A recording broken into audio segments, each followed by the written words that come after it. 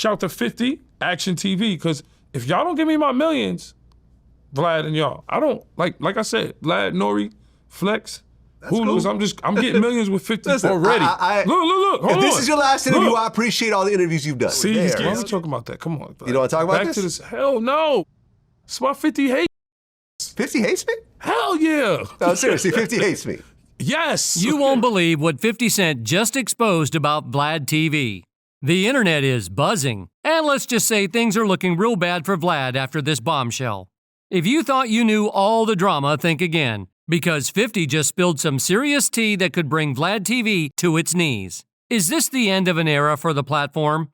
Stick around, because you won't want to miss a single detail of this jaw-dropping revelation. You already know that 50 Cent's got a whole roster of haters in the industry. But according to Tony Yayo, DJ Vlad is high-key one of them. In a recent interview, Yayo straight up checked Vlad when he tried to bring up 50's infamous shooting. Yayo claimed that 50 is not a fan of him because he talks about him too much. Yes. 50 hates me? Hell yeah. No, seriously, 50 hates me. Yes. Really? I don't believe it. 50 hates me, but you do interviews with me. Yes, 50 hates you. Banks hate you. Yayo kept it real, saying he don't want to spend all his time talking about 50. Like, bruh, he's got his own accomplishments too, you feel me? Even though him and 50 are tight, Yayo made it clear, I got my own lane. But he also let it be known 50 don't hold back when people come for him. Just ask Hurricane Chris, who tried to clown 50 for spending $500,000 on security for Humor and Harmony weekend. Chris was salty about the lineup, saying there should have been more local talent. And you know how 50 ain't gonna let that slide. He came back at Hurricane Chris with a shady video, basically saying, bruh, focus on fixing Louisiana's fourth worst educational system before you come for me. Straight up, Vlad ain't ever gonna live this one down. Hold your horses, because 50 Cent himself has finally opened up about his beef with DJ Vlad. And it's deeper than you think. See, 50 is a man who knows how to keep his business tight, but Vlad? Nah, he's been out here digging up dirt on 50, trying to make him look bad on purpose. 90% of the time, everything he's saying is something that I don't want you to know.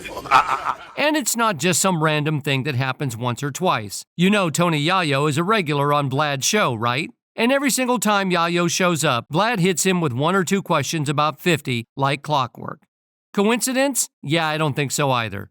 It's like Vlad can't resist poking the bear. 50's got every reason to be fed up with him. So 50 served Vlad a reality check with a side dish of sarcasm.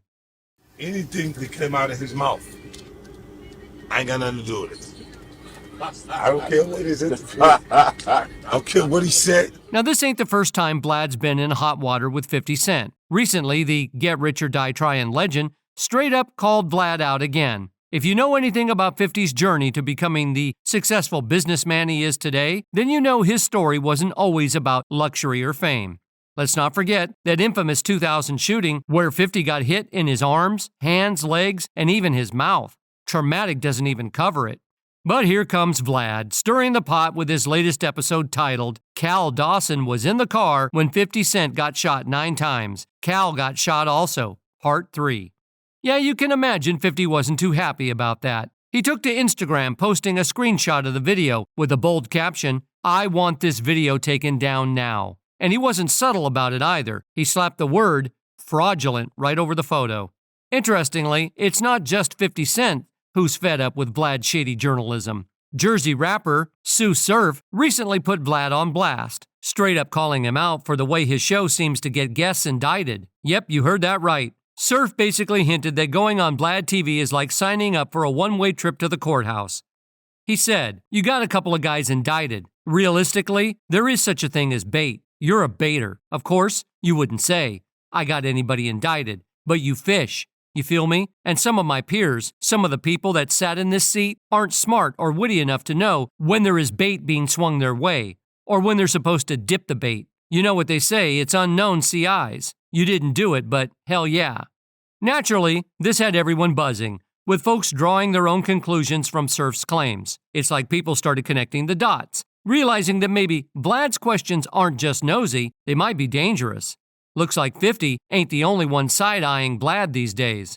It seems like DJ Vlad might be a little delusional about 50 Cent not hating him. I mean, Tony Yayo, the right-hand man himself, has already spilled the tea in the clearest way possible. Let's be real. If you know how calculated and street smart 50 is, it wouldn't be surprising if he's actually sending Yayo to these VladTV interviews to keep tabs on what's being said. It's all about reputation management, and 50 knows exactly how to play the game. So while Vlad might think everything's cool, it's likely way more strategic than that. Anyway, Yayo has finally caught on to this whole Vlad 50 clout chase. And just like 50, he handed it straight to him with no sugarcoating.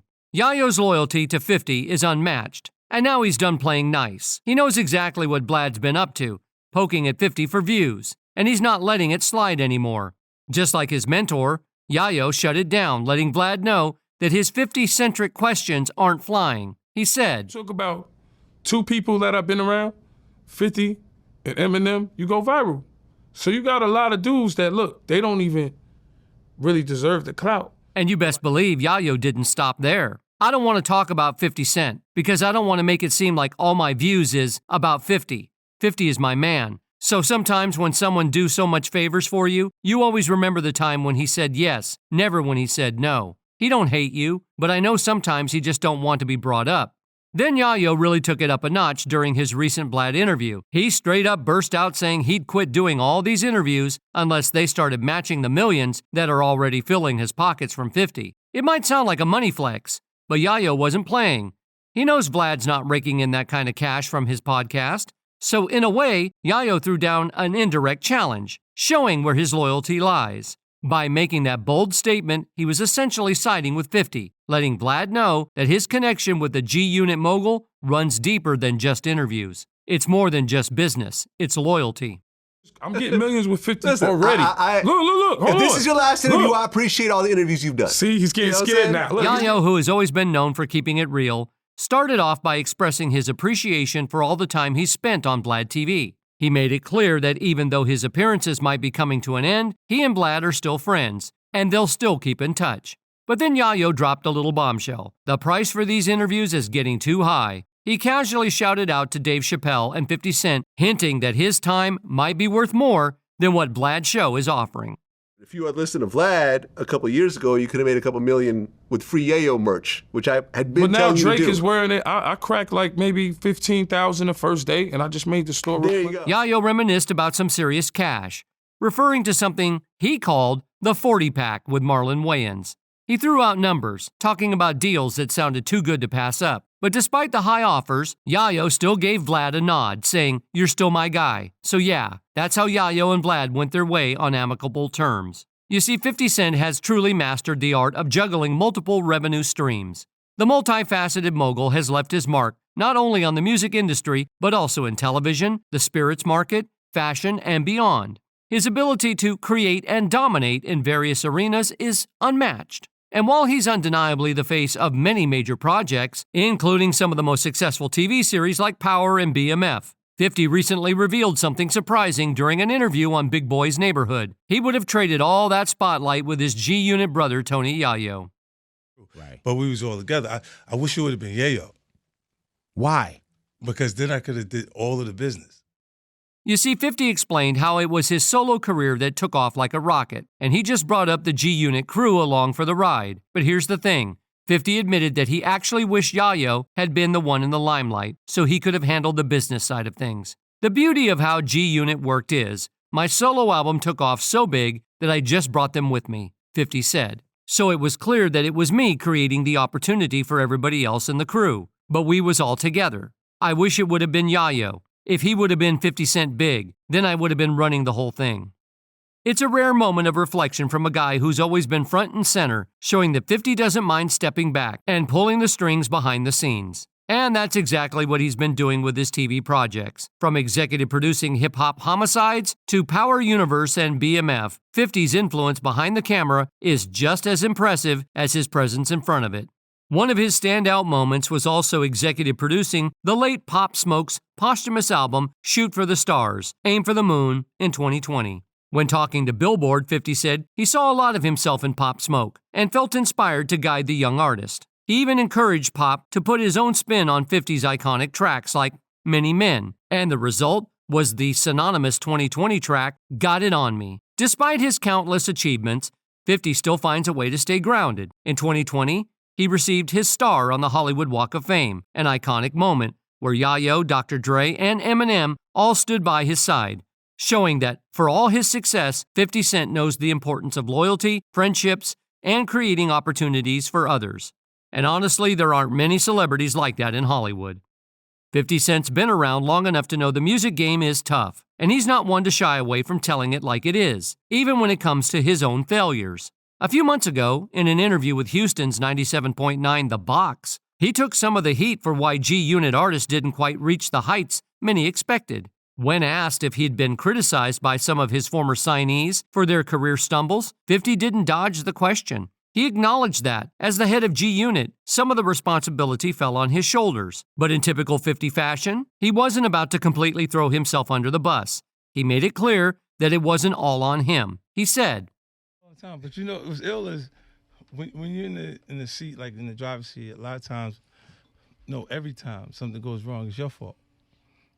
He continued saying, if you ask artists why their careers didn't go the way they want, it's the fault of the record label. See what I'm saying? I happened to become the record label. So all of those artists that were around and didn't do exactly what they thought they were supposed to do, it's my fault that it didn't. They give it to me individually now, not like it's the company, it's him. So while he's honest enough to admit he wasn't perfect, 50's also quick to remind everyone that success in the music business is a two-way street. He set the stage, gave opportunities, but what happens next? That's on the artist. His reflection is a rare blend of accountability and real talk, showing that even the most successful moguls have their own what-ifs and lessons learned. But hey, it's 50. He'll own his part, but don't expect him to take all the blame either. Not to mention, he never shies away from giving credits to fellow artists. You might not remember, but while speaking to his inspiration to EP an album for another artist, whom he saw much of himself in, 50 told Billboard, when I met Pop Smoke, I told him, it was time to do my records over. Those first two albums of mine are from 03 and 05. If there's something that stuck a chord in you and it's dope, the new artist is supposed to use that or make their version of it. Anyway, coming back to Vlad, who's intentionally tried to sow discourse between Yayo and 50, let's just say he came in hot. The G-Unit soldier, while discussing the legendary E40 and his recent ejection from a Sacramento Kings game, took a sharp turn when Vlad tried to steer the conversation into the long-standing beef between 50 Cent and Jeru. Yayo wasn't having it and straight up told Vlad to shut the F up. I was young, we were all wild. I want to, Vlad, we all have kids Vlad, now. I want to put it Vlad, behind us. I'm just going to take it back to the first. Shut the that shit, man. It's like Vlad was trying to fish for drama while Yayo was vibing on a different frequency. As Yayo praised E40 and highlighted 50's impressive beverage distribution deals with several NBA teams, Vlad decided to pivot and bring up the recent back and forth between 50 and Jeru, who had claimed that he was a curse to the Minnesota Timberwolves. Well, Vlad was trying to sneak a fast one on Yayo, and fans really didn't appreciate it. You can see how annoyed Yayo was when Vlad asked him about Jeru, hypothetically apologized to 50 and G-Unit. Yeah, Vlad, I would tell you to shut the hell up too, since 50 Cent and Jeru will beef even if they're 100 years old. Honestly, it's a classic Vlad move, trying to stir the pot, but Yayo wasn't about to let him get away with it. This moment just goes to show how deep the loyalty runs in G-Unit. Yayo knows what's up and isn't letting anyone drag his crew into unnecessary drama, especially when 50 has enough of his own battles to handle. The dynamic between Vlad and Yayo just keeps getting more entertaining, don't you think? Vlad argued that Jeru's numbers don't lie and that Tony and co. have to respect what he did commercially, despite any ill will that the G-Unit camp may have for him. But Yayo wasn't hearing it. He was like the industry plant early. Jeru, Yayo explained. Jeru was a buster to me. I don't know him. He's from the other side of town. He's a buster to me, and he's still a buster. Irv Gotti's a buster. Irv's brother's a buster. And they're all busters to me. That's how I always looked at him. He did numbers. But he's always been a buster to me. And not to mention, Jeru is out here claiming he's got the upper hand in his long-standing feud with 50 Cent and not holding back. During a recent appearance on Piers Morgan Uncensored, the Queen's rapper addressed a myriad of topics including his recent ban from the UK and the swirling allegations against Diddy. But when it came to the beef with 50, he couldn't resist the chance to throw some shade. You see, when Piers Morgan pressed him on who would win in a fistfight between the two, Jeru casually dropped a bombshell saying, "That's happened already too, Piers. You got to do your research." That's right, he's suggesting that they've already had a scrap. And when asked about the outcome, Jeru didn't shy away. He responded with a confident, "I did, Piers. Come on, man." So it sounds like Jeru is claiming victory here. He even said, "It's a one-sided thing, Piers. You never see me say anything about him. I just mind my business, do my business. And you know that because you see me at my place of business." This is classic Jeru trying to steer the narrative in his favor while shrugging off 50 Cent's recent mockery of his UK ban. It's almost like he's trying to reclaim some street creed in the midst of a beef that many believe has long since fizzled out. But hey, if Jeru wants to paint himself as the champ, who are we to argue? The back and forth just adds another layer to their legendary feud, one that shows no signs of dying down anytime soon. DJ Vlad is seriously tiptoeing on a tightrope, and it's only a matter of time before he takes a tumble. The way he keeps throwing shade at folks in the industry is wild. He's out here asking questions that would make most people raise an eyebrow and say, "What are you thinking?" It's like he's challenging everyone to see how much disrespect he can dish out before someone decides enough is enough. And to be honest, fans have had enough. Vlad is a chump. I don't even understand why all these big-name stars go on his show. He's rude, talking over people, and he's the type that lights the match that burns the house down and hides his hands. That's all for today. We hope you liked that video, and if you did, be sure to like and subscribe and stay tuned for more videos like this.